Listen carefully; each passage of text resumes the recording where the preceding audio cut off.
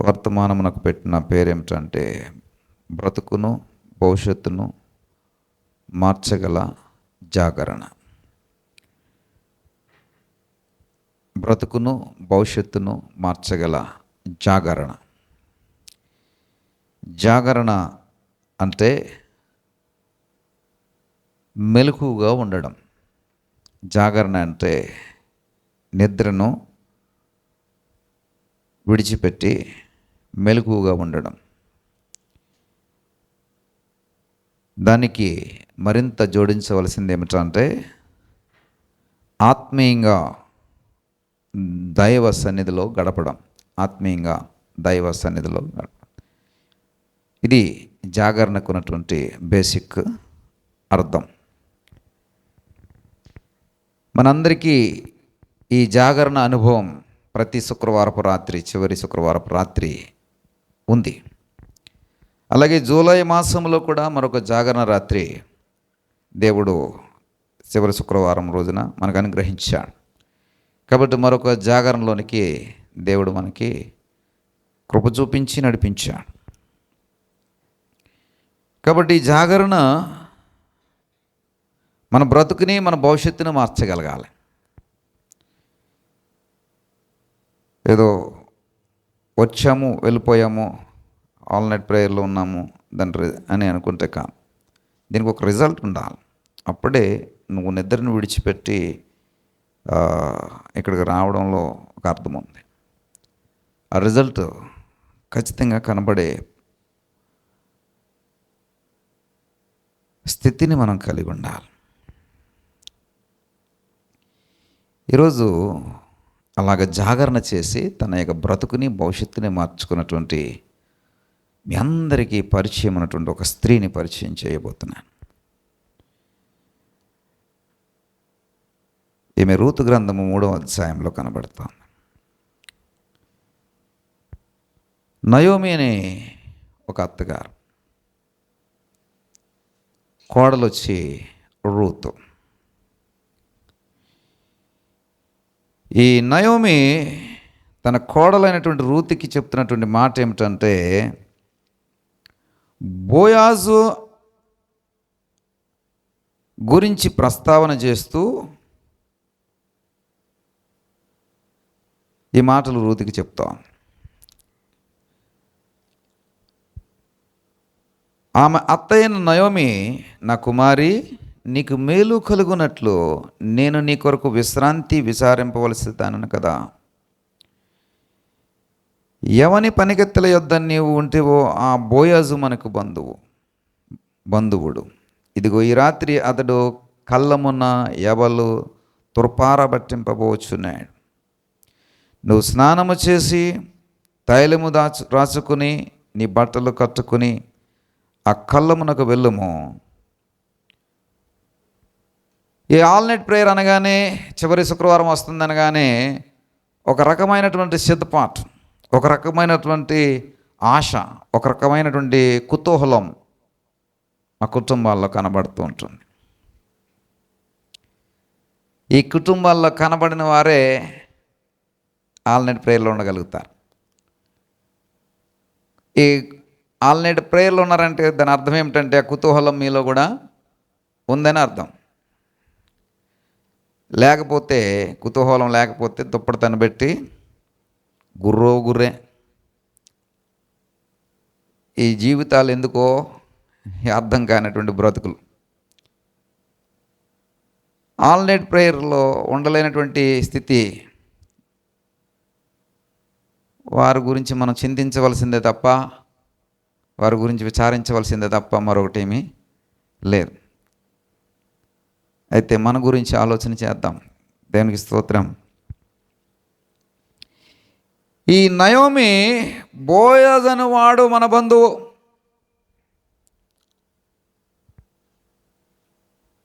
నీకు విశ్రాంతి విచారింపవలసిన దానిని కదా నేను.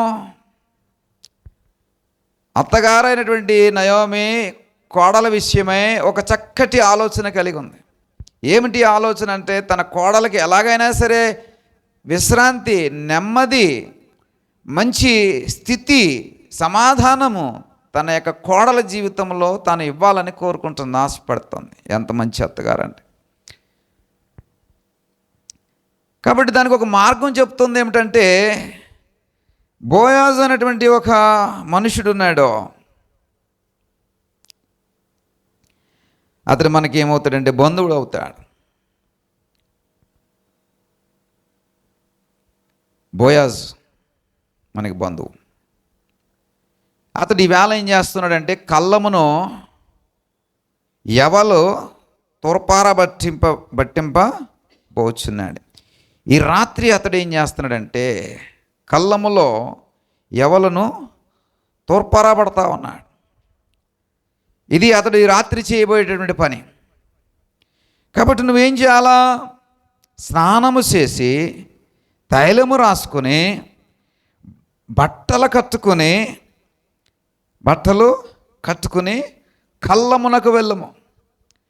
అత్తగారు చెప్తున్న మాట సారాంశాన్ని మనం చూస్తే, బోయాజు అనేవాడు ఏం చేస్తున్నాడు? అసలు ఈ బోయాజు ఎవరు? ఈ బోయాజు ఎవరంటే మనకు బంధువు. బోయాజు ఎవరండి? బంధువు. 2వ అధ్యాయం ప్రారంభ వచనంలో ఉంటుంది, నయోమి పెనిమిటికి బంధువుడు ఒకడు ఉండను. అంటే నయోమి యొక్క భర్తకి సంబంధించినటువంటి బంధువర్గం ఎవరంటే బోయాజు. ఎవరండి అతని పేరు? ఏం పేరండి? ఎలీమెలెకు, అనగా నా దేవుడు రాజు అని అర్థం. నా దేవుడు రాజు అని అర్థము కలిగినటువంటి ఎలీమెలెకు బంధువు అయినటువంటి బోయాజు ఈ రాత్రి కళ్ళములో ఎవలు తూర్పరా పడుతున్నాడు. ఎవరండి బంధువు? దేవుడు రాజు అని నామకరణం కలిగినటువంటి నయోమి పెనిమిటికి బంధువు. ప్రియ సహోదరుడు, ఆ సహోదరి, ప్రతి మాట కూడా శ్రద్ధగా ఆలకించే ప్రయత్నం చేయండి. ఏదో కథలాగే వెళ్తుంది కాబట్టి అర్థం చేసుకోగలుగుతారని అనుకుంటున్నా. లోతైనటువంటి మర్మాలు ఇప్పుడైతే ఏం చెప్పట్లేదు, కానీ లోతైన మర్మాలు ఆదివారాలు చెప్తూ ఉన్నాను కదా. ఇప్పుడు ఇది ఒక చక్కటి ఒక నదిలాగా ప్రవాహంలాగా వెళ్తూ ఉంటుంది. కాబట్టి మీ దగ్గర ఉన్న బిందులు గిన్నెలు తీసుకుని చెప్పి ఆ నదిలోది ఎంత కావాలంటే అంత తోడుకోండి, నింపుకుని పోండి. దేవుడు సమృద్ధినిస్తాడు. ఆమేన్. ప్రియ సహోదరుడు, ఆ సహోదరి, ఇతడు ఎవరటండి? నా దేవుడు రాజు అనేటువంటి అర్థం ఇచ్చేటువంటి ఎలీమెలెక్కి బోయాజు బంధువు. ఇంకా లోతైనటువంటి విశ్లేషణలోకి వెళ్తే కనుక, బోయాజు క్రీస్తు వారికి ముందస్తు గుర్తు. బోయాజు అంటే యేసు క్రీస్తు వారికి ముందస్తు గుర్తు, చిహ్నం.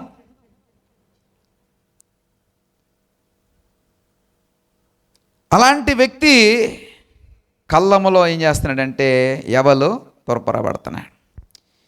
ఎవరు ఈ బోయాజు? అతడు చాలా ఆస్తిపరుడు. 2వ అధ్యాయం 1వ వచనంలో ఉండండి కాసేపు. అతడు చాలా ఆస్తిపరుడు. ఎవరండి బోయాజు? చాలా ఆస్తిపరుడు. అతని దగ్గర బోలంత ఆస్తి ఉంది. ధనవంతుడు, ఐశ్వర్యవంతుడు.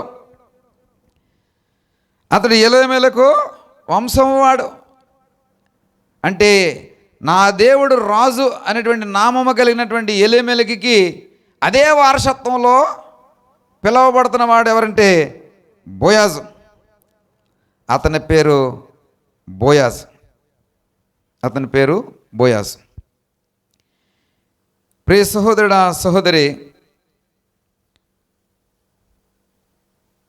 ఇతడు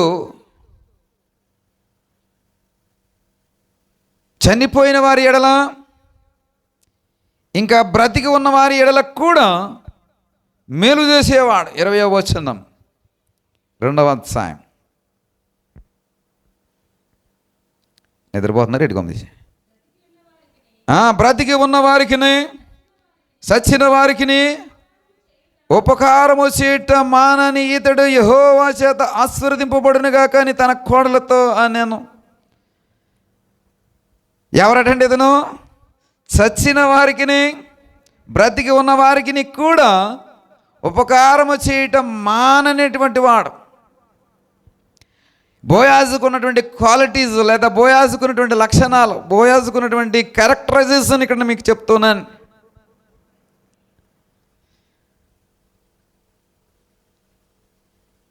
అతడు మనలను విడిపింపగల వారిలో ఒకడని చెప్పగా, అతడికి ఉన్నటువంటి మరొక క్యారెక్టరైజేషన్ ఏంటంటే ఈజ్ విడిపింపగల శక్తి గలవాడు, అంటే విమోచకుడు. అతడు ఎవరంటే యెహోవా చేత ఆశీర్వదింపబడినవాడు, యెహోవా చేత దీవెన పొందుకున్నవాడు. ఏదైతే బోయాజ్ గురించి చెప్తున్నానో ఇవన్నీ అడుగుతాను, కాబట్టి రాసుకుంటారో మైండ్లో పెట్టుకుంటారో మీ ఇష్టం. ఏమే? కాబట్టి ప్రియ సహోదరుడు, ఆ సహోదరి, ఇలాంటి బోయాజు ఏం చేస్తున్నాడటండి? కళ్ళములో ఎవలు తోర్పరాబడతా ఉన్నాడు. ఇతడు దయగలిగిన వాడు, ఆదరణ చూపించేవాడు. 2వ అధ్యాయం 8వ వచనంలో అంటాడు, నా కుమార్తె నా మాట వినుము, వేరొక పొలంలోనికి వేరుకోవడానికి వెళ్ళవద్దు, ఇక్కడనే ఉండు, ఇక్కడ నుండి పోవద్దు అని అంటూ ఉన్నాడు. అంటే ఆమె పట్ల దయగలిగిన వాడుగా ఉన్నాడు. ఎవరంటే బోయాజ్. దయా ఇంకా ఆదరణ కలిగినటువంటి వ్యక్తిగా ఉన్నాడు. ఎవరంటే బోయాజ్. అలాగే శ్రమ నుండి, అదేవిధంగా విశ్వాసాన్ని గుర్తించగలిగే నీ గొప్ప క్యారెక్టరైజేషన్ ఎవరిలో ఉందంటే బోయాజులో ఉంది. 2వ అధ్యాయం 10వ వచనంలో ఉంటుంది, వారు అందుకు ఆమె సాగిలపడి తల వంచుకుని, ఏమి తెలిసి పరదేశినైన నా యందు లక్ష్యముంచినట్లు నీవు కటాక్షము కలిగను అని చెప్పగా, నీ పెనిమిటి మరణమైన తర్వాత నీవు నీ అత్తకు చేసినదంతయో, అంటే శ్రమను అంతటిని కూడా గుర్తించగలిగిన వ్యక్తి ఎవరంటే బోయాజ్. ఆమె పడినటువంటి కష్టమును, ఆమె యొక్క బాధని గుర్తించగలిగిన వాడు బోయాజ్. ప్రియ సహోదరుడు, ఆ సహోదరి, ఇక బ్రతికి ఉన్న వారికి, నీ చచ్చిన వారికి కూడా మేలు చేసేవాడని చెప్పాను. నేను విడిపింపగల విమోచకుడని చెప్పాను. ఎలా విడిపించాడండి? రూతు గ్రంథం 4వ అధ్యాయం 9-10 వచనాలు.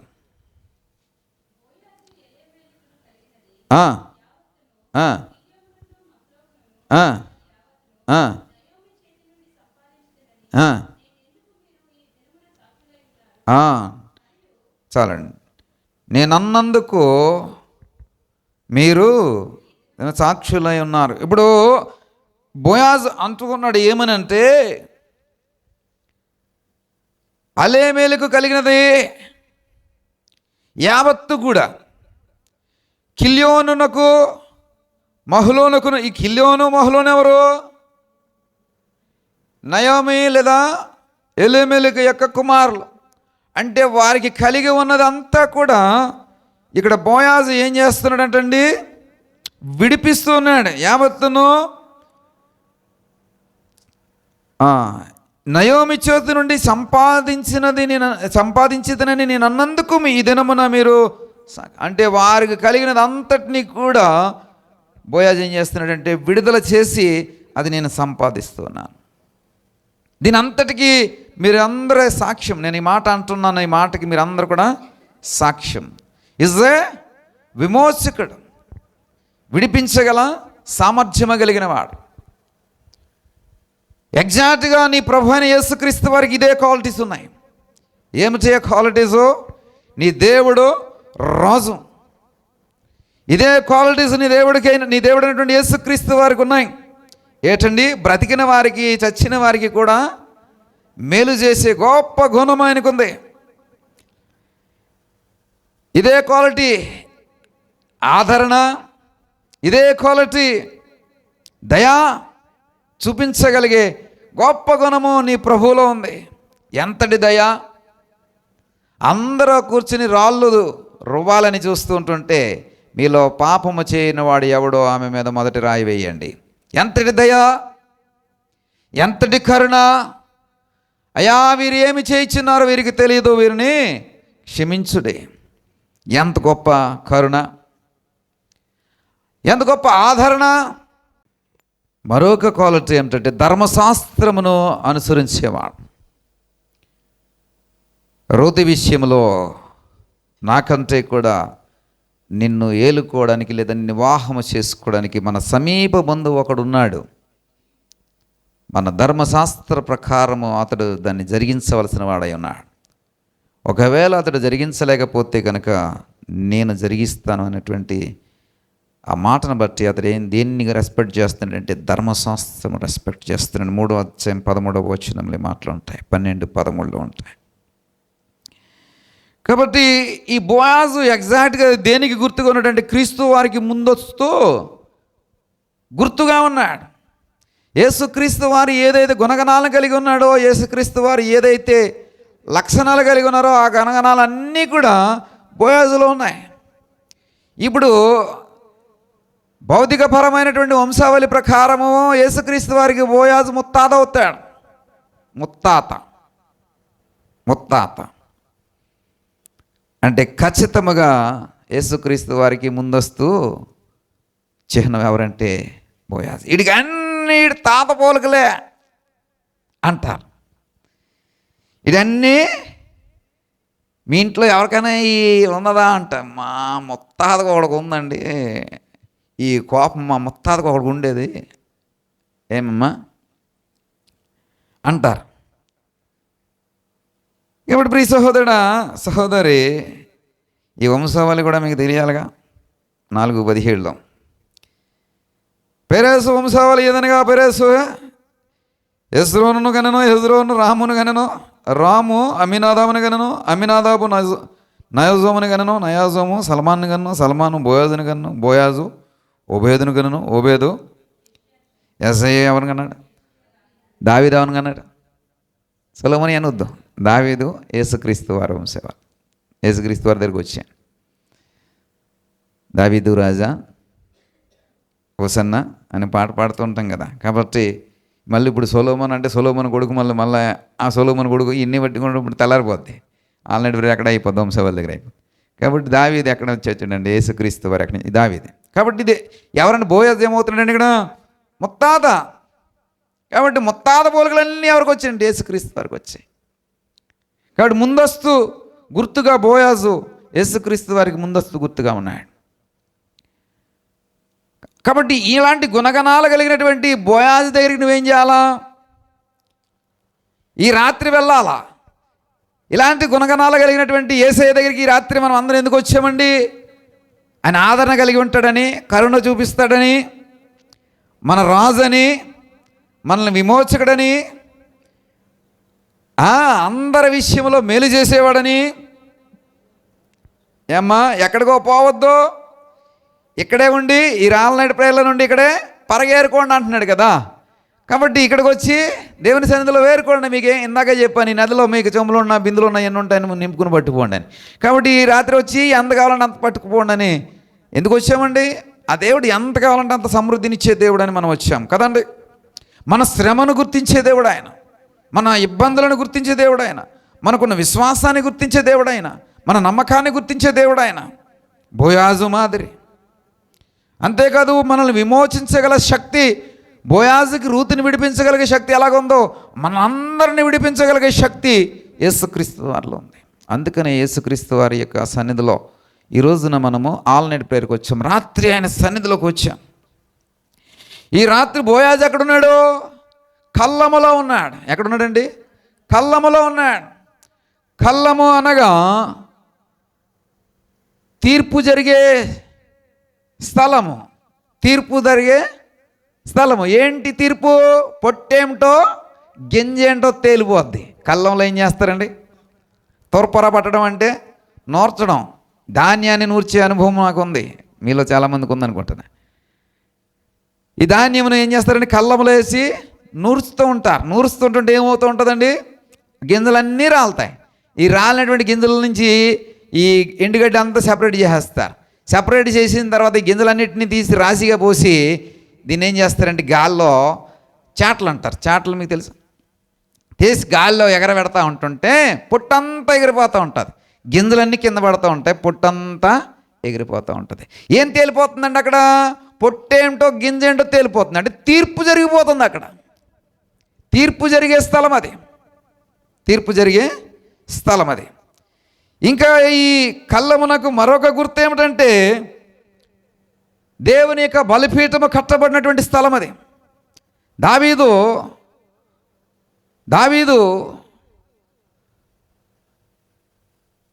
తన కుమారుడైనటువంటి సొలొమోను మందిరాన్ని కట్టాడని మనకి గత వారం చెప్పుకున్నాం, ఆదివారం చెప్పుకున్నాం. దానికంటే ముందు ఒక స్థలము కొని, స్థలము కాదు, ఒక కళ్ళమును కొని ఆ కళ్ళములో ఏం కట్టాడంటే బలిపీఠంను కట్టాడు. 2 సమూయేలు గ్రంథము 24వ అధ్యాయం 18 నుంచి 25వ వచనం వరకు చూస్తే గనక,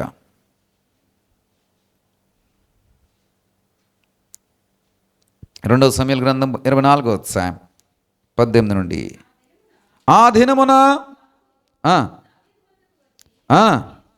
నీవు పోయి అమ్మా ఓబీసీయుడైన ఆరోను యొక్క కళ్ళములో యెహోవా నామమున ఒక బలిపీఠము కట్టించుమని అతనితో చెప్పగా, ఈ కళ్ళములో ఏముందండి? యెహోవా యొక్క బలిపీఠము, దావీదు చేత కట్టబడుతున్నటువంటి యెహోవా బలిపీఠం. ఈ రాత్రి నువ్వు ఎవరి దగ్గరకు వచ్చావో తెలుసా? యెహోవా యొక్క దేవుని యొక్క సన్నిధిలో ఉన్నటువంటి ఈ యొక్క బలిపీఠం దగ్గరకు వచ్చావు.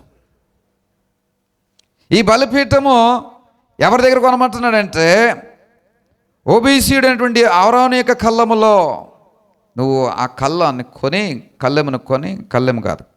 కొని అక్కడ బలిపీఠము కట్టించు. దావీదు వెంటనే బయలుదేరి వెళ్ళాడు. వెళ్ళి ఆ వ్యక్తిని అడుగుతున్నాడు, బాబు నీ కళ్ళము కావాలి నాకు, దానికి ధర ఎంతో అంత చెప్పు, ఇచ్చేస్తా. ఆ వ్యక్తి అంటున్నాడు, రాజా నీ మాటకు అడ్డు చెప్పేవాడు ఎవడన్నా ఉన్నాడా? అరే నువ్వు కావాలనుకుంటున్నది ఏదో అది నువ్వు తీసుకో, అది నీ వశమై ఉంది. నేను అది నువ్వు అడిగిందన్నీ కూడా నీకు ఇచ్చాడని నేను రెడీ. నా అసలు నువ్వు రూపాయి ఇవ్వక్కలేదు దానికి, దాన్ని ఉచితంగా తీసుకో. దావీదు అంటున్నాడు, నాకు ఉచితంగా ఏది వద్దు, ఉచితంగా ఏది వద్దు. ఇది దేవుని పని నిమిత్తమే నేను ఈ స్థలమును కొంటున్నాను. ఇక్కడ దేవునికి బలిపీఠం కట్టాల, ఇక్కడ ఆరాధన జరగాల, బలిపీఠపు అర్పణ జరగాల. కాబట్టి ఈ స్థలము నేను డబ్బులు ఇచ్చే కొంటానయ్యా అని దావీదు అన్నప్పుడు, అయ్యా నీకు కావలసిన స్థలము నీ కళ్ళమును తీసుకో అని చెప్పి ఎవరు ఉన్నటువంటి వ్యక్తి తర్వాత వచనాల్లో చదువుకోండి ఇస్తాడు. అక్కడ బలిపీఠం కట్టబడతాం. ఈ కళ్ళములో ఏముందండి? దేవుని యొక్క బలిపీఠం. ఈ బలిపీఠం అంటే ప్రియ సహోదరుడా సహోదరి, ఈ కళ్ళమును ఈ ప్రొనౌన్సియేషన్ ఏమైనా ఇబ్బందిగా ఉంటే ఏమీ కూడా కన్ఫ్యూజ్ అవ్వకండి. కళ్ళమన్నా ఒకటే అనుకోండి అంతే. కళ్ళన్నా కళ్ళమే.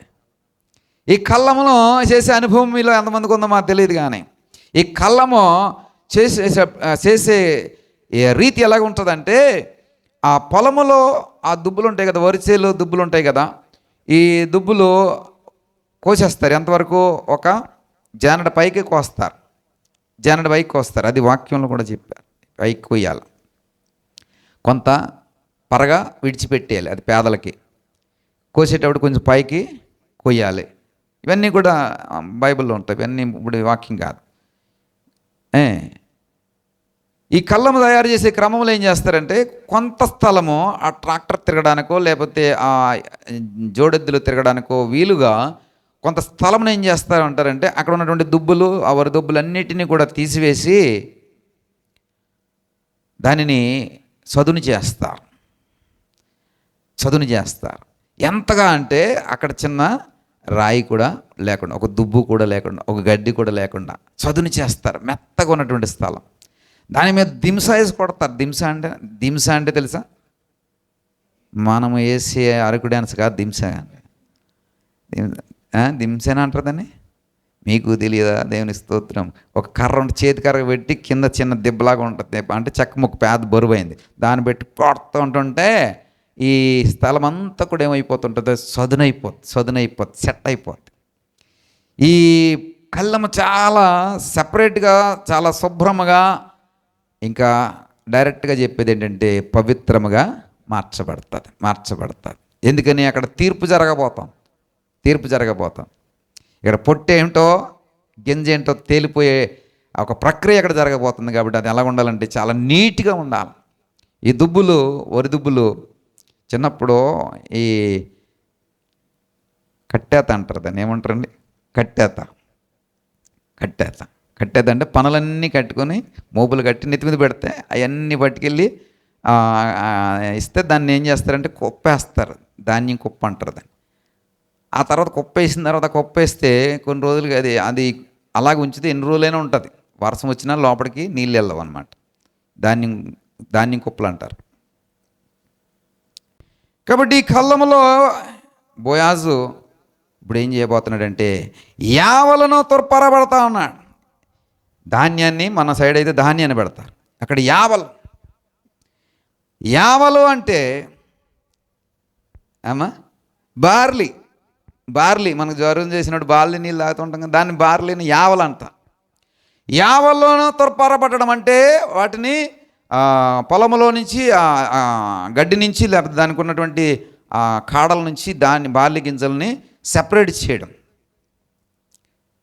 యావలను తొర్పరబట్టడం అంటే బలహీనతల నుండి, యావల దేనికి చిహ్నం అంటే బలహీనతలలో నుండి విజయమునకు చిహ్నం. బలహీనతలో ఉన్న వారిని విజయం వైపు నడిపించడం. ఇది గిద్యోను యొక్క సందర్భంలో మనకి స్పష్టంగా కనబడుతుంది. న్యాయాధిపతుల్లో ఈ యొక్క సందర్భం కనబడుతుంది. న్యాయాధిపతి గ్రంథము 7వ అధ్యాయం 13-14 వచనాల్లో చూస్తే కనుక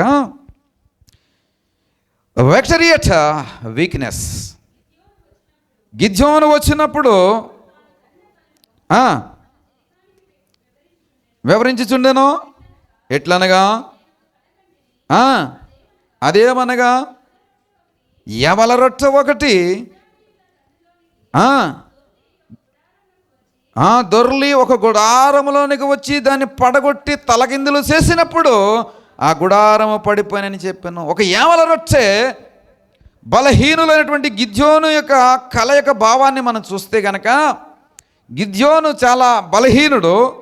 ఆ మాట అతని యొక్క బలహీనత ఏమిటో 7వ వచనం ప్రారంభంలోనే తన యొక్క బలహీనతల గురించి చెప్తాడు. నేను ఎంతటి వాడిని, చిన్నటి గోత్రానికి చెందిన వాడిని, నా స్థితి ఇది అని చెప్పేసి తన యొక్క బలహీనతలన్నింటినీ చెప్తాడు. అటు చూస్తే శత్రువర్గము చాలా బలమైనటువంటి వర్గముగా ఉంది. అలాంటి బలమైనటువంటి వర్గములో విజయం కావాలంటే బలహీనుడైనటువంటి గిద్యోనికి విజయం చేయడం చాలా కష్టమైన విషయం. కాబట్టి గిద్యోను కింద భయపడిపోతున్నప్పుడు దేవుడు చెప్తూ ఉంటాడు, నీకు విజయాన్ని నేను ఇవ్వబోతున్నాను అంటే. ఎలాగో ప్రభావ, నా దగ్గర ఉన్న వాళ్ళు 33,000 మంది, వాళ్ళు కూడా అందరూ వేస్ట్, నేను చెప్పిన వాళ్ళని తీసుకెళ్ళి చాలంటాడు. చివరికి అట్ట చేసి 300 మందితో వెళ్ళి యుద్ధం చేయమంటాడు. అది వేరే స్టోరీ అనుకోండి. అక్కడ యావల రొట్టె దేనికి చిహ్నంగా ఉందండి? బలహీనతలలో విజయానికి చిహ్నంగా ఉంది. కాబట్టి రూతుకి నయోమి చెబుతుంది ఏమిటంటే యవల తొర్పారబడతా ఉన్నారు అంటే మన యొక్క బలహీనతలలో నుండి అక్కడ ఏం జరగబోతుంది మనకంటే విజయం దొరకబోతాం. మనం ఎలాంటి బలహీనతలు ఉన్నాం? మన భర్తలను పోగొట్టుకున్నాం, మన ఆస్తులను పోగొట్టుకున్నాం, మన ఊరిలో ఉన్నటువంటి సమస్తమును పోగొట్టుకుని బెత్లెహేమికి పొట్ట చేత పట్టుకుని తిరిగి వచ్చిన వారం మనము విధవరాళ్ళము. నేను చూస్తే ముసలిదానను, నువ్వు చూస్తే భర్తను పోగొట్టుకున్నావు, నన్ను నమ్ముకుని నీవు వచ్చావు. ఇది మన యొక్క బలహీనతలు. ఇలాంటి బలహీనతలలో దేవుడు నీకు ఈ రాత్రి విజయాన్ని ఇవ్వబోతున్నాడు. కాబట్టి కళ్ళమునకెళ్ళు అక్కడ యావల తొర్పర జరుగుతుంది, తొర్పర పట్టడం జరుగుతుంది. కాబట్టి ప్రియ సహోదరుడా, సహోదరి, ఈరోజు రాత్రి ప్రభు సన్నిధికి నువ్వు వచ్చావు కదా, కళ్ళమునకు వచ్చావు. ఏ కళ్ళమో? తీర్పు జరిగేటువంటి నీవు స్థితిని దేవుడు ఈరోజు తీర్పు తీర్చబోతున్నాడు. నువ్వు ఎలాంటి స్థితిలో వచ్చావో దేవుడు ఈరోజు రాత్రి తీర్పు తీర్చబోతున్నాడు. నీవు సరైన మనసుతో వచ్చావా? లేకుంటే మరొక మనసుతో వచ్చావా? యథార్థమైన స్థితిలో వచ్చావా? యథార్థత లేకుండా వచ్చావా? విశ్వాసంతో వచ్చావా? అవిశ్వాసంతో వచ్చావా? నమ్మకంతో వచ్చావా? అపనమ్మకంతో వచ్చావా? ఈరోజు తీర్పు తీర్చబోతున్నాయి. ఇక్కడ జరిగేది 100% తీర్పు. ఈ పవిత్రమైనటువంటి స్థలములో దేవుని బలిపీఠం ఉన్నటువంటి దేవుని సన్నిధికి నువ్వు వచ్చావు. ప్రియ సహోదరుడా, సహోదరి, ఎందుకని వచ్చావు? రాత్రి ఈ నిద్రంతా మానుకుని ఎందుకు వచ్చావంటే నీ బలహీనతల నుండి నీకు జయం కావాలా, నీ అవమానాల నుండి నీకు జయం కావాలా, నీ యొక్క ప్రతికూలతల నుండి నీకు జయం కావాలా, నీకున్నటువంటి ఇబ్బందికరమైన పరిస్థితుల నుండి నీకు జయం కావాలా. ప్రియ సహోదరుడా, సహోదరి, రాబోయే భవిష్యత్తు నుండి నీకు సరైనటువంటి విజయం కలిగినటువంటి భవిష్యత్తు నీకు కావాలా, సరైనటువంటి బ్రతుకు, సరైనటువంటి జీవితం నీకు కావాలా. దేవుని సన్నిధికి ఎందుకు వచ్చావు? ప్రియ సహోదరుడా, సహోదరి, రూతుకు చెప్తోంది ఏంటంటే నువ్వు బలహీనతల నుండి విజయం పొందుకోవాలా. ఈరోజు మీ అందరికీ చెప్తూ ఉన్నానంటే మీ బలహీనతలన్నిటి నుండి కూడా ఈరోజు రాత్రి మీరు విజయం పొందుకోవాలి. The victory at your weaknesses. మీ బలహీనతలన్నిటి నుండి కూడా దేవుడు ఈ రోజున మీకు విజయం ఇవ్వబోతున్నాడు. దేవుని స్తోత్రం కలుగును గాక. ప్రియ సహోదరుడా, సహోదరి, దానికి నువ్వేం చేయాలా? స్నానము చేసి, ఏం చేయాలా? తైలము రాసుకొని, ఏం చేయాలా? బట్టలు కట్టుకుని. ఎందరు సిద్ధపడి వచ్చారు ఇలాగా? రేపు ఎల్లుండి వస్తుంది మెరుకుల ప్రార్థనలో. ఏమంటాడంటే నేను సంతోషంగా ఉండడం నేర్చుకున్నాను, ఏడుపు ముఖంతో లేదా ఏడుపు సమయాల్లో కూడా ఎలా ఉండాలో తెలుసుకున్నాను, లేమి కలిగి ఉన్నప్పుడు ఎలా ఉండాలో తెలుసుకున్నాను, అన్నీ ఉన్నప్పుడు ఎలా ఉండాలో తెలుసుకున్నాను. ఈ అన్నిటికీ రహస్యం ఏంటో తెలుసా? నా దేవుడైనటువంటి యెహోవా అంటాడు. దేని స్తోత్రం కలిగిన గాక. కాబట్టి ప్రియ సహోదరుడా, సహోదరి, ఆయన ఎందు ఆనందించు, వాడికి ఏమొస్తుందండి? నూతన బలము వస్తుందట. కాబట్టి ఆనందించండి. ఆయనలో ఎలాంటి బాధ అయినా, ఎలాంటి కష్టమైన, ఎలాంటి శ్రమ అయినా, ఎలాంటి ఒడిదుడుకులైన దేవుడు మనకి సహాయం చేసే దేవుడు. కాబట్టి ప్రియ సహోదరుడా, సహోదరి,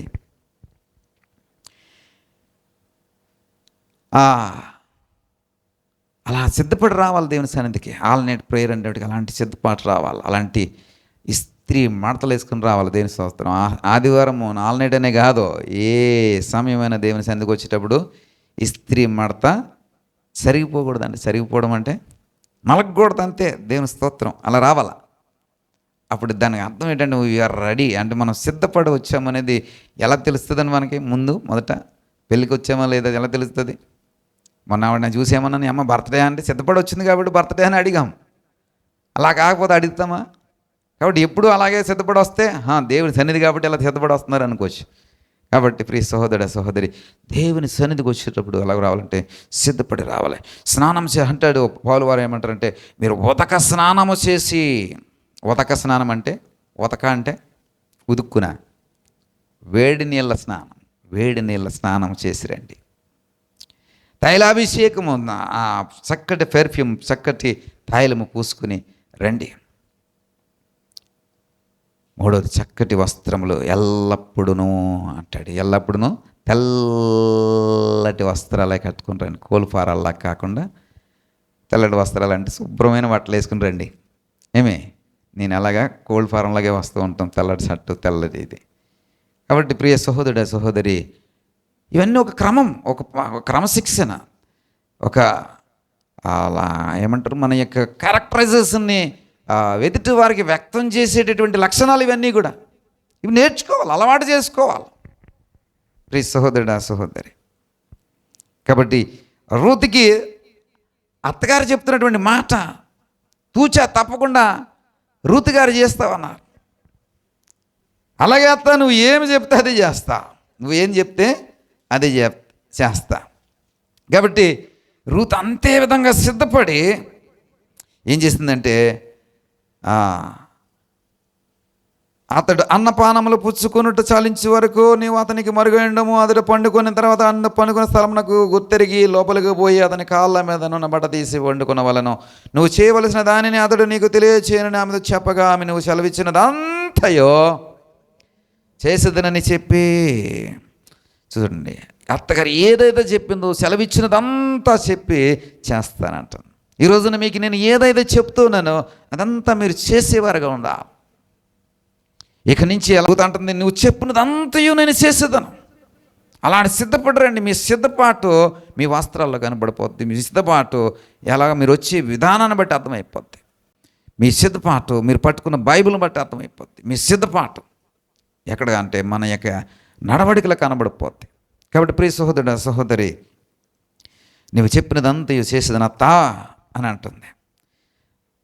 ఆ కళ్ళమునద్దకు పోయి తన అత్త ఆజ్ఞాపించినదంతయు చేసాను. అత్త అలా చెప్తుంది, పనికి ముసలిది అయిపోయింది కదా, అలాగే చెప్తుంది. దీనికి మా పొడుసుల బాధలు ఏంటో దీనికి తెలిసేటి అలాగే అంటుంది అని అనుకోలేదు. ప్రియ సహోదరుడు సహోదరి, ఏం చేసింది? అత్త చెప్పిందంతా కూడా చేసింది. బోయాజు ఏం చేశాడంట? మనసును సంతోషించినట్లు అన్నపానములన్నీ పుచ్చుకొని లోపలికి పోయి ధాన్యపు కుప్ప వద్ద పండుకున్నప్పుడు ఆమె మెల్లగా పోయి అతని కాళ్ళ మీద ఉన్న బట్ట తీసి పండుకుందంట. ఏం చేసిందంటండి? పండుకుందంట. ప్రియ సహోదరుడు సహోదరి, ఏం చేయమంటుంది? అతడు పండుకున్న తర్వాత ఏం చేయమందండి? వెళ్ళి అతడి కాళ్ళ మీద బట్ట తీసి అక్కడ పడుకుంది. ఇంగ్లీష్ బైబిల్లో చాలా స్పష్టంగా రాయబడింది, అన్కవర్డ్ ఫీట్ అంటే కవర్ చేయబడలేనటువంటి పాదముల దగ్గర పడుకోమని. పాదముల దగ్గర పడుకోమని. ఎవరు తీనను ఎగ్జాక్ట్లీ ఇమేజ్ చూడండి, ఎగ్జాక్ట్లీ అలా పడుకోమని. వస్త్రము తీసివేసి ఉండాలి పాదం మీద. ఎందుకంటే ఆ స్పర్శ తెలియాలి ఎవరికి? బోయాజ్కి. ప్రియ సహోదరుడు సహోదరి, నీవు వచ్చావన్న స్పర్శ నీ దేవునికి తెలియాల. దేవుని సన్నిధికి వచ్చినప్పుడు ఆయన పాదముల దగ్గర నేను ఉన్నాను అనే స్పర్శ ఆయనకి తెలిసే విధంగా నీ యొక్క ప్రవర్తన ఉండాలి.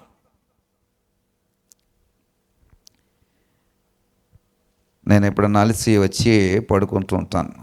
అలసి రెగ్యులర్గా అదే. నా భార్య నా కాళ్ళ దగ్గర పడుకుంటూ ఉంటుంది. నేను ఉలికిపడి లేచి చూస్తే నా కాళ్ళ పట్టుకుని పడుకుని ఉంటుంది. ఇది చెప్పడానికి నాకేమీ మొహమాటం లేదు, సిగ్గు కూడా లేదు. భార్య భర్తల యొక్క బంధము, లేదా నా భర్త ఇలా నా కోసం కష్టపడి వస్తున్నాడు, లేదా మా కోసం ఇంత శ్రమ పడుతున్నాడు, లేదా మనిషి ఇంత నలిగిపోతున్నాడు, లేకపోతే మా యొక్క భావం నా హృదయంలో ఏముంటుందో నాకు తెలియదు. కానీ నా కాళ్ళు పట్టుకుని అక్కడే అలా పడుకొని ఉంటాను. నేను ఉలికిపడి లేచి ఇప్పటికి అక్కడ ఉంటాను. అంటాను, నీ స్థానము అక్కడ కాదు, నీ స్థానము ఎక్కడ అంటాను. ఎక్కడండి? నీ స్థానం అక్కడ కాదు, నీ స్థానము ఇక్కడ అంటాను. దేవుని స్తోత్రం కలిగిన కాక. ప్రియ సహోదరుడు సహోదరి, ఎందుకు ఈ మాట చెప్తున్నానంటే, పాదము అన్కవర్డ్ ఫీట్, ఆ స్పర్శ తెలుసులాగన, ఆ స్పర్శ అతనికి తెలుసులాగన నువ్వు పండుకో, నిద్రపో అని అన్నప్పుడు ఆమె ఎగ్జాక్ట్గా అదే చేసింది. మధ్యరాత్రి ఉలికిపడి లేచాడు బోయాస్. మధ్యరాత్రి ఏం వినబడిందంటండి? స్వరం వినబడిందంట. 10 మంది కన్యకలు వెళ్ళారు. 5 మంది కన్యకలు సిద్ధపాటు లేక నూనె కోసం ఊర్లోకి పోతే 5 మంది మాత్రమే తమ దీపాలు పట్టుకుని మా ప్రభు పెళ్లి కొడుకు వస్తాడు అని చూస్తూ ఉంటుంటే మధ్యరాత్రి ఏం వినబడిందండి? పెద్ద శబ్దము కలిగినటువంటి బోరధ్వని వినబడిందంట. బోయాజు మధ్యరాత్రి ఒక్కసారిగా ఉలికిపడలేశాడు. నీ ప్రభువు, నీ రాజు నిన్ను దర్శించటానికి, ప్రియ సహోదరుడు సహోదరి, ఆయన యొక్క స్పర్శలను ఉన్నట్లయితే ఆయన నిన్ను చూడడానికి ఆ సమయం అని ఈ సమయం అని కాదు, ఏ సమయంలోనైనా నిన్ను చూడడానికి ఆయన ఎప్పుడు కూడా సిద్ధంగా ఉంటాడు.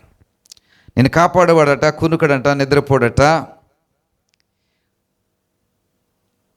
మొన్న అదానీ గ్రూప్ వారు, డిఆర్డిఓ గ్రూప్ వారు ఒక ఒప్పందం చేసుకున్నారు. ఏంటి ఒప్పందం అంటే, గగనతలము నుండి నిఘా వ్యవస్థను భారతదేశపు ప్రభుత్వం వారు సహకారంతో అభివృద్ధి పరుస్తున్నారు. ఈ నిఘా ఎక్కడి నుంచి అంటే గగనతలముల నుండి నిఘా చేస్తారు. ఇది అత్యున్నతమైన మునుపున్నటువంటి నిఘా వ్యవస్థ కంటే కూడా ఎన్నో రెట్లు సామర్థ్యము కలిగినటువంటి నిఘా వ్యవస్థ. చొరబాటుదారుల్ని గుర్తుపట్టడం, బార్డర్స్లో జరుగుతున్నటువంటి చొరబాట్లన్నింటినీ కూడా వెంటనే రికగ్నైజ్ చేసి సమాచారము సంబంధిత అధికారులకు తెలియపరచడం, అలాగే మన యొక్క కదలికలకు సహితము అది నిఘా పెడుతుంది. దేశంలో సంఘ విద్రోహ శక్తులు ఎవరన్నా ఇలాంటి కార్యకలాపాలు ఏమైనా తలబెడుతున్నారేమో, టెర్రరిస్టులు లేదా రకరకాలైనటువంటి సంఘ విద్రోహ శక్తులు చేసేటువంటి కార్యకలాపాలన్నింటినీ కూడా ఈ నిఘా వ్యవస్థ క్షుణ్ణముగా బయట పెట్టేస్తూ ఉంటారు. అది కొద్ది రోజుల్లోనే అది ఉపయోగంలోకి రాబోతాం. కానీ నీ దేవుడు కునుకక నిద్రపోక ఎప్పుడు నీ మీద నిఘా వ్యవస్థ నుంచే ఉంచాడు. దేని స్తోత్రం. నీ ప్రభువు కొనుకక నిద్రపోక, నువ్వు గుర్రపెట్టి నిద్రపోతూ ఉంటావు, కానీ నీ ప్రభువు కొనుకక నిద్రపోక ఏం చేస్తుంటాడంటే కాపలా కాస్తూనే ఉంటాడు. నా ప్రియులు నిద్రిస్తూ ఉండగా అని 127వ కీర్తన 2వ వచనము 3వ భాగం అనుకుంటా. నా ప్రియులు తన ప్రియులు నిద్రించుచుండగా ఆయన వారికి ఇచ్చుచున్నాడని చెప్తాడు. ప్రియ సహోదరుడా, సహోదరి, వెంటనే ఉలికిపడి లేచినప్పటికీ అక్కడ ఎవరు ఉన్నట్టు రూతు ఉంది. ఆ రూతు అడుగుతున్నది, అయ్యా నేను రూతు అను నీ దాసురాలని, నీవు నాకు సమీప బంధువుడు గనుక నీ దాసురాలి మీద నీ కొంగు కప్పమనగా. వెంటనే ఉలికిపడి లేచాడు. ఉలికిపడి లేచినప్పటికీ ఎవరు ఈమె అని చూసే సమయానికి ఆమె అంటుంది, అయ్యా నేను రూతు అనేటువంటి నీ సమీప బంధువుని, నేను ఎవరినంటే నీ దాసురాల్ని. నీవు ప్రభు సన్నిధికి వచ్చావు ఈ రాత్రి, ప్రభువుని నువ్వు అడగాలి, ప్రభు నేను నీ దాసుడను లేదా నీ దాసురాల్ని, నేను నీకు బంధువుని లేదా నీకు సమీప బంధువునని నువ్వు ప్రభుత్వం చెప్పగలగాలి. ఎలాగ బంధువయ్యావు? ఆయన రక్తము చేత కడగబడి నువ్వు ఆయన యొక్క సంబంధివయ్యావు. కాబట్టి ఖచ్చితంగా నీవు క్రీస్తు వంశావళికి చెందిన వాడవు, క్రీస్తు బంధువే. కాబట్టి క్రీస్తు నువ్వు అడగాలి, ప్రభువా నేను దాసుడని ఈ రాత్రి మీ సన్నిధికి వచ్చాను, నీ పాదముల దగ్గరకు వచ్చాను, అయ్యా నీ స్పర్శ పాదముల యొక్క స్పర్శను తాకాలని వచ్చాను అంటూ ఉంది మార్తా. ఏమి మరియా నీకేమి బాధ లేదా, చింత లేదా, బెంగ లేదా? ఇన్ని పనులు పెట్టుకుని ఉన్నావు, నువ్వు వచ్చి యేసు ప్రభు ఆయన దగ్గర, ఆయన పాదాల దగ్గర కూర్చుని సేవ చేస్తున్నావు, నీకు చింత లేదా? ప్రభు చెప్పాడేటి, ఆమె ఉత్తమమైన దాన్ని ఎంచుకుంది. ఏమి ఎంచుకుందండి? ఉత్తమమైన దాన్ని ఎంచుకుంది మార్తా. నువ్వు ఉత్తమమైన దాన్ని ఎంచుకున్నావు ప్రభు దగ్గర రావడానికి. ఉత్తమమైన దాన్ని ఎంచుకోలేని వారు నిద్రపోతూ ఉన్నారు, ఉత్తమమైన దాన్ని ఎంచుకోలేని వారు గుర్రు పట్టి పడుకున్నారు, ఉత్తమమైన దాన్ని ఎంచుకోలేని వారు సిద్ధపడలేకపోయారు, ఉత్తమమైన దాన్ని ఎంచుకోలేని వారు ప్రభు సన్నిధికి రాలేకపోయారు. నువ్వు వచ్చావు కాబట్టి ఉత్తమమైన దాన్ని నువ్వు ఎంచుకున్నావు. దేనికి స్తోత్రం కలుగును గాక. ప్రియ సహోదరుడా, సహోదరి, అన్కవర్డ్ ఫీట్ అంటే వస్త్రము లేనటువంటి పాదముల దగ్గర పడుకోవడం అంటే అర్థం ఏంటో తెలుసా? నీ యొక్క శరణు నేను కోరుకున్నానయ్యా. ఏంటండి? నీ శరణు నేను కోరుకున్నాను, నీ రక్షణ నాకు కావాలా. దాని అర్థం అది. పాదముల దగ్గర టచ్ ఫీట్ దగ్గర ఉండడం అంటే దాని అర్థం ఏమిటంటే నీ పాదాల దగ్గరకు వచ్చానయ్యా, నీ శరణ కోరుకుంటున్నానయ్యా అని నీ స్పర్శను నీ ప్రభుకి రాత్రి నువ్వు చూపించగలగాలి. అలా పాదములు పట్టి గోజాడగలిగే అనుభవం నీకు ఈ రాత్రి ఉండాలా. ప్రభు సన్నిధికి వచ్చామంటే వచ్చాము కాదు, ప్రభు సన్నిధికి వచ్చాము కాసేపు కూర్చున్నామంటే కూర్చున్నాము కాదు, ప్రభు సన్నిధికి వచ్చాము గంటసేపు గడిపాము అంటే గడిపాము కాదు, ప్రభు సన్నిధికి వచ్చాము వెళ్ళామంటే వెళ్ళాము కాదు. ప్రభు సన్నిధికి వచ్చి ఏమడగాలంటే, ప్రభు నీ శరణు కోరి వచ్చానయ్యా, నీ రక్షణ కోరుకుని వచ్చానయ్యా, నీ ఆశ్రయం నేను కోరుకుని వచ్చానయ్యా. ఇదిగో నీ దాసురాలని, నీ దాసురాల మీద నీ కొంగు కప్పు, నీ కొంగు కప్పు అంటుంది రూతు. నీ దాసురాలని, నీ దాసురాలి మీద నీ కొంగు కప్పుమనగా, నీ కొంగు కప్పుమనగా. మీకు ఎంతమందికి అనుభవం ఉందని నాకు తెలియదు, కానీ ఇప్పుడు వాహనాలు, రెయిన్ కోట్లు, గొడుగులు ఇవన్నీ వచ్చాయి. మా చిన్నతనంలో బాల్యంలో అంత స్తోమతలు లేకుండే. గొడుగులు కొనుక్కునే స్తోమతలు, రెయిన్ కోట్లు కొనుక్కునే స్తోమతలు అస్సలు లేవు. గొడుగు ఏదైనా కొనుక్కుంటే ఆ గొడుగుకి ఇంచుమించు ప్యాచ్ వర్క్లే బోల్డ్ ఉంటాయి. చిరిగిపోయి దాన్ని గుట్టి గుట్టి వాడుతూ ఉండేవాళ్ళం. ఇలాగంటే అక్కడ మళ్ళీ ఇలా పట్టుకోవాలి, అక్కడ ఆయన లాక్ అవ్వదు, ఎందుకని పోతుంది. అలాంటి అనుభవం, అలాంటి జీవితాలు, అలాంటి బ్రతుకులు. వెళ్తున్నప్పుడు ఆ స్కూల్కి వెళ్ళాలా, లేకపోతే ఇంకొక షాప్కి వెళ్ళాలా, లేకపోతే ఇంకొక పని మీద వెళ్ళాలా, కొడుకు ఎక్కడ తడిచిపోతాడని తల్లి ఏం చేస్తుంది తెలుసా? తన కొంగు తీసుకొచ్చి ఇలా తీసుకెళ్తుంది. ఎంత గొప్ప ప్రేమ అండి. ఎక్కడన్నా సడన్గా వర్షం వస్తే తల్లి తడిసిపోతుంది, కానీ తల్లి ఏం చేస్తుంది తెలుసా? ఈ చీర కొంగు తీసి కొడుకు మీద, బిడ్డల మీద కప్పుతుంది. నా కొడుకు తడవకూడదు, నా కూతురు తడవకూడదు. ఈ రూత్ అంటుంది, నీ కొంగు నా మీద కప్పోయా. ప్రియ సహోదరుడా, సహోదరి, అంటున్నాడు బోయాజు, నా కుమారి. నువ్వెవరవు? యెహోవా చేత నువ్వు దీవెన నొందిన దానవు. చూడండి, నా కుమారి ఈజ్ నాట్ ఎట్ ఆల్ కుమారి. నిజానికి ఆమె కుమారి కాదు, విధవరాలు. కానీ బోయాజ్ ఆమెను ఏమని పిలుస్తున్నాడు తెలుసా? కుమారి. చిన్న బిడ్డను పిలిస్తే ఎలా పిలుస్తారు, అలా పిలుస్తున్నాడు. నీ కొంగు నాకు కప్పు అన్నప్పుడు నా కుమారి అని అభయమిస్తున్నాడు. నా కుమారి. కుమారి అని ఎవరిని అంటారంటే చిన్న బిడ్డను పిలుస్తారు. అలాంటి అభయాన్ని బోయాజ్ ఇస్తున్నాడు. ఈరోజు ప్రభు రాత్రి ప్రభు సన్నిధికి వచ్చిన నీకు దేవుడు నా కుమారి అని నీకు అభయం ఇస్తున్నాడు. నా బిడ్డ అని నీకు అభయం ఇస్తున్నాడు. నా కుమారుడా అని నీకు అభయం ఇస్తున్నాడు. ప్రియ సహోదరుడా, సహోదరి, నువ్వు ఎవరు బట? యెహోవా చేత దీవెన పొందుకున్న దానవు. ఎప్పుడైతే నీవు వచ్చి ఈ శరణు కోరుకున్నావో, ఎప్పుడైతే వచ్చి పాదముల చెంత చేరావో, ఎప్పుడైతే వచ్చి ఇదిగో నీ కొంగు నాకు కప్పు, నేను దాసురాలని నేనని ఎప్పుడైతే వినయముగా అడిగావో, అప్పుడే నువ్వు యెహోవా చేత ఆశీర్వదింపబడిన దానవు. అప్పుడే నువ్వు యెహోవా చేత దీవించబడిన దానవు. ప్రియ సహోదరుడా, సహోదరి, కొద్దిమందినే కానీ, కొద్దివారినే కానీ, గొప్పవారినే కానీ యవ్వనస్తులను నువ్వు వెంబడింపగా ఉండుట వలన నీ మునుపటి సత్ప్రవర్తన కంటే వెనకటి సత్ప్రవర్తన మరీ ఎక్కువైనది. తీర్పు జరుగుతుందండి అక్కడ. ఏం జరుగుతుందండి అక్కడ? తీర్పు జరుగుతుంది. ఏమని? రూతు ముందున్నటువంటి సత్ప్రవర్తన, ముందు కూడా రూతు ఎలాంటి ప్రవర్తన? సత్ప్రవర్తనే. ఇప్పుడున్నటువంటి ప్రవర్తన ఆ సత్ప్రవర్తన కంటే కూడా గొప్ప సత్ప్రవర్తన, జడ్జ్మెంట్. ఈరోజు ప్రభు సన్నిధికి వచ్చినటువంటి ఈ యొక్క సహవాసములు దేవుడు నేను తీర్పు తీర్చబోతున్నాడు. నీ యొక్క సత్ప్రవర్తన ఎలాగుంది?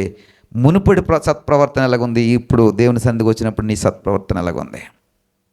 నీ నడవడిక ఎలాగుంది? నీ విశ్వాసం ఎలాగుంది? దేవుని సన్నిధికి వచ్చిన తర్వాత నీ విశ్వాసం ఎలాగ ఉండబోతాం? ప్రియ సహోదరుడా, సహోదరి, that is the judgement God giving to you tonight. ఈరోజు రాత్రి దేవుడు నీకు జడ్జ్మెంట్ ఇస్తున్నాడు. నీ సత్ప్రవర్తన ఇప్పుడే సెట్ అయిపోవాలా. ఈ వాక్యమును బట్టనే నీ ప్రవర్తన, సత్ప్రవర్తన మునుపటి సత్ప్రవర్తన కంటే కూడా, ఒకవేళ మునుపటి సత్ప్రవర్తన కాదు చెత్త ప్రవర్తన అనుకుంటే, నేడు ఈ రాత్రి ప్రార్థన సహవాసమును బట్టి చెత్త ప్రవర్తన కాస్త సత్ప్రవర్తనగా మార్చబడాలి. ఒకవేళ సత్ప్రవర్తన ఇది వరకు నువ్వు కలిగి ఉన్నావా, మునుపటి సత్ప్రవర్తన కంటే మేలైన సత్ప్రవర్తన రాత్రి నువ్వు కలిగి ఉండాలి. దేవుడు నిన్ను ఈరోజు రాత్రి దీవించబోతున్నాడు. ఎలాగంటే నీ భవిష్యత్తుని, నీ బ్రతుకుని మార్చడానికి తగిన దీవెన ఆయన ఈరోజు రాత్రి ఇవ్వబోతున్నాడు. ప్రియ సహోదరుడా, సహోదరి, కాబట్టి కుమారి భయపడకో, నువ్వు చెప్పినదంతా నేను చేసేదను, నువ్వు యోగ్యురాలు అని నా జనులందరూ ఎరుగుతారు. ఈరోజు ప్రభు సన్నిధికి వచ్చిన నీవు యోగ్యురాలిగా ఎంచబడి వెళ్ళాలి, యోగ్యురాలిగా తీర్పు తీర్చబడి వెళ్ళాలి, యోగ్యురాలిగా మార్చబడిన వెళ్ళాలి. ప్రియ సహోదరుడా, సహోదరి, దేవుడు ఎగ్జాక్ట్గా బోయాజుని పోలి ఉన్నాడు. ఎగ్జాక్ట్గా ముందు గుర్తుగా నీ ప్రభు ఎగ్జాక్ట్గా అదే స్థితి కలిగి ఉన్నాడు. నిజానికి మోయాబురాల్ని ఇజ్రాయెల్ స్వీకరించకూడదు. ఈ ధర్మశాస్త్రపు శాసనం. వారు దేవుని యొక్క సమాజంలో చేరకూడదని దేవుని యొక్క నిబంధన, దేవుని యొక్క కట్టడ రాయబడి ఉంది. ప్రియ సహోదరుడా, సహోదరి, మోయాబీలైనటువంటి వారిని ఎవరిని కూడా పెండ్లి చేసుకోవడము, వారిని చేర్చుకునడము తగదు. కానీ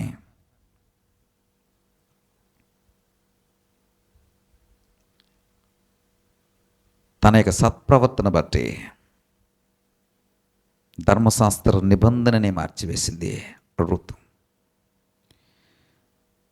మోయాబీల యొక్క ఏ తరం వారు కూడా, మోయాబీల యొక్క ఏ తరం వారు కూడా ఇజ్రాయేలు యొక్క సమాజంలో చేర్చబడకూడదు. ద్వితీయోపదేశకాండము 23వ అధ్యాయం 3-4 వచనాలు.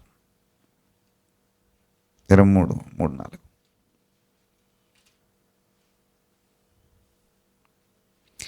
అమ్మోయుడే కానీ మోయాబుడే కానీ యెహోవా సమాజంలో వారిలో 10వ తరము వారైనను ఎన్నడనో యెహోవా సమాజంలో చేరకూడదు. ఒరే, ఇప్పుడు మీరే కాదురా బాబు, రాబోయే 10 తర్వాతలోడైనా సరే ఎవరిలో చేరకూడదు. దేవుని సమాజంలో చేరడానికి వాళ్ళకి ఏం లేదు, రైట్ లేదు, అర్హత లేదు. ఇట్స్ మై వర్డ్ అని గాడ్ చెప్తున్నాడు.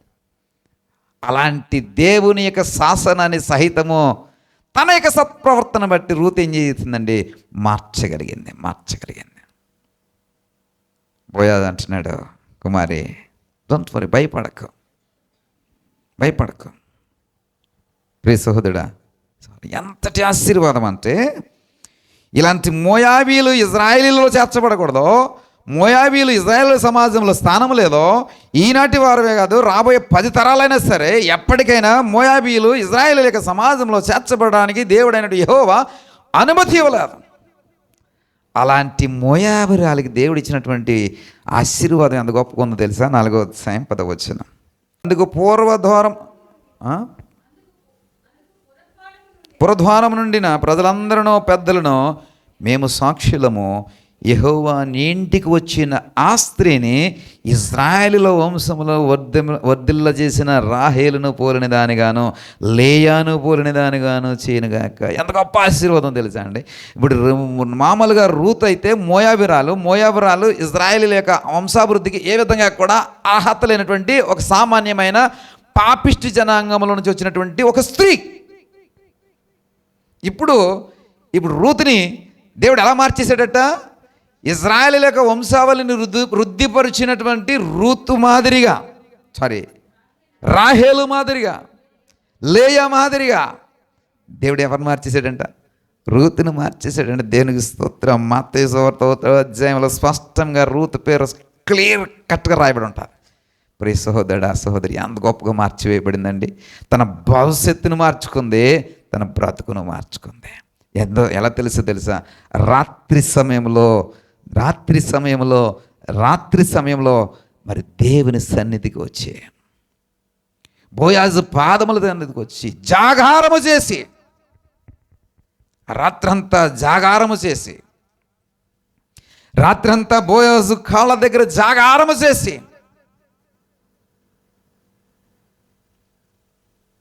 తన బ్రతుకును భవిష్యత్తును మార్చుకుంది. ఈరోజు రాత్రి ప్రభు సన్నిధికి వచ్చి జాగారము చేయి ఆయన కాళ్ళ దగ్గర. ప్రభా, ఇదిగో నీ శరణ కోరి వచ్చా, నీ రక్షణ కోరి వచ్చా, నీ కొంగు నా మీద చాపు, నా స్థితి మార్చబడాలి బాబు, నా బ్రతుకు మార్చబడాలా, నా నింద కొట్టివేయబడాలా, నేను విధవరాల్ని అనేటువంటి నింద కొట్టివేయబడాలా అని రూతు ఏ విధంగా అయితే తన నిందను కొట్టివేసుకోవడానికి జాగరణ చేస్తుందో అట్టి రీతిలో నువ్వు జాగరణ చేయరు రాత్రి. ప్రభు పాదాలు పట్టుకొని ప్రభు పాదాల చెంత గోజాడు ఈరోజు రాత్రి. ప్రియ సహోదరుడా, సహోదరి, ఇంత గొప్ప విమోచకుడు నీకున్నాడు. బోయాజు కంటే గొప్ప విమోచకుడు నీకున్నాడు. గోయాజు కంటే గొప్ప ఆదరణకర్త నీకున్నాడు. బోయాజు కంటే కూడా గొప్ప కారుణ్యమూర్తి నీకున్నాడు. బోయాజు కంటే కూడా గొప్ప మేలు చేయగల దేవుడు నీకు తోడుగా ఉన్నాడు. బోయాజు కంటే కూడా గొప్ప రాజు నీకు తోడైనాడు. బోయాజు కంటే కూడా గొప్ప ఐశ్వర్యవంతుడు నీకు దేవుడిగా ఉన్నాడు. బోయాజు కంటే కూడా గొప్ప మనుష్యుడు, మనిషి రూపంలో వచ్చినటువంటి దైవ కుమారుడు నీకు దేవుడిగా ఉన్నాడు. ప్రియ సహోదరుడా, సహోదరి, ఆమె మునుపటి స్థితి, ఆమె ఏం చేసిందంట, కొద్ది వారినే కానీ గొప్పవారిని కానీ యవ్వనస్తులను ఎవరిని కూడా ఆమె వెంటకు రానివ్వలేదంట. ఎంత గొప్ప కమిట్మెంట్ అండి. ఒక స్త్రీ, ఒక యవనస్తురాలు, భర్త విడిచిపెట్టేసిన ఒక యవనస్తురాలు, మోయాబిరాలు రాగానే ఇజ్రాయేల్ అందరూ తిరస్కరిస్తారు. మోయాబిరాలు తీసుకొచ్చింది నోయమే, ఈ ముసలి దానికి పని ఏం లేదు, అతల పొమ్మని అంటారు. ఎందుకని నిబంధన ఉంది, చట్టం ఉంది, శాసనం ఉంది. పోయి మోయాబిరాలను చేసుకుంటే చేసుకుందిలే, మొగుడిని పోగొట్టుకుంది, కొడుకుని పోగొట్టుకుంది, పోయింది. ఇది ఒకరితో రావచ్చు కదా వెనక్కే, వస్తా ఈ దరిద్రాన్ని పట్టుకొచ్చిందంట. ఎవరు ఈ దరిద్రము? మోయాబిరాలు అనేటువంటి రూతు. ఎంత నింద ఉంటుందని నయోమి మీద, రూతు మీద ఎంత నింద ఉంటుంది? ఏమా మాకు కిట్టదు కదా, పడదు కదా, నువ్వు ఎలాగొచ్చావు, ఆ ముసలిది ఏదో పని లేక రమ్మన్నది, ముసలిది ఏదో పోన్లే రా అని అంటే నువ్వు వచ్చేయడమేనా అని అనరా అంటారు. ఎందుకని? నువ్వు మా సమాజంలో చేరకూడదని దేవుని యొక్క శాసనం ఉంది కదా. ఇన్ని అవమానాలు, ఎన్ని బాధలు దిగమింకుని రూతు తన బ్రతుకును మార్చుకునే ప్రయత్నం చేస్తుంది. చూడండి ప్రియ సహోదరుడు, సహోదరి, అన్నిటికి మించి అల్టిమేట్ డిటర్మినేషన్, నిర్ణయం ఏంటో చెప్పిన, ఇద్దరు యవనస్తులే. బోయాజు యవనస్తుడే, రూతు కూడా యవనస్తురాలే. పొలములో ఎవరు లేనటువంటి రాత్రి సమయంలో ఒకరి పాదాల దగ్గర ఒక స్త్రీ ఒక యవనస్తుడి దగ్గర, ఒక యవనస్తుడి పాదాల దగ్గర ఒక స్త్రీ పడుకుందంటే ఎన్ని వాంఛలను వారు అధిగమించుంటారు. ఎన్ని వాంఛలను వారు అధిగమించి తమ యొక్క పవిత్రతను కాపాడుకుంటూ, తమ యొక్క పరిశుద్ధతను కాపాడుకుంటూ, తమ ఉనికిని కాపాడుకుంటూ, తమకున్న క్యారెక్టర్ని కాపాడుకుంటూ, తమ యొక్క వ్యక్తిత్వాన్ని కాపాడుకుంటూ, ప్రియ సహోదరుడా, సహోదరి, ఆ రాత్రి ఎంత కమిట్మెంట్తో వాళ్ళు ఉండి ఉంటారు, ఎంతటి నిర్ణయంతో వాళ్ళు ఉండి ఉంటారు. ఈరోజు రాత్రి దేవుడు నీతో ఉండడానికి ఇక్కడికి రమ్మన్నాడు. ఆయనతో గడపడానికే రండని ఆయన పనివాడిగా నయోమి యొక్క బాధ్యతని నేను తీసుకుని నయోమిలాగా మిమ్మల్ని అందరినీ రమ్మన్నా. నయోమి మాట విని రూతు వెళ్ళింది. సత్యానంద పాస్టర్ మాట విని మీరు అందరూ వచ్చారు. ఈరోజు రాత్రి దేవుడు మీ బ్రతుకులు మార్చబోతున్నాడు, మీ భవిష్యత్తును మార్చబోతున్నాడు. మీ చీకటి స్థితిని, అంధకారపు స్థితిని, వెలివేయబడిన స్థితిని, అవమానపు స్థితిని, పనికిరానటువంటి స్థితిని దేవుడు అద్భుతంగా మార్చబోతున్నాడు, అద్భుతంగా మారుతున్నాడు.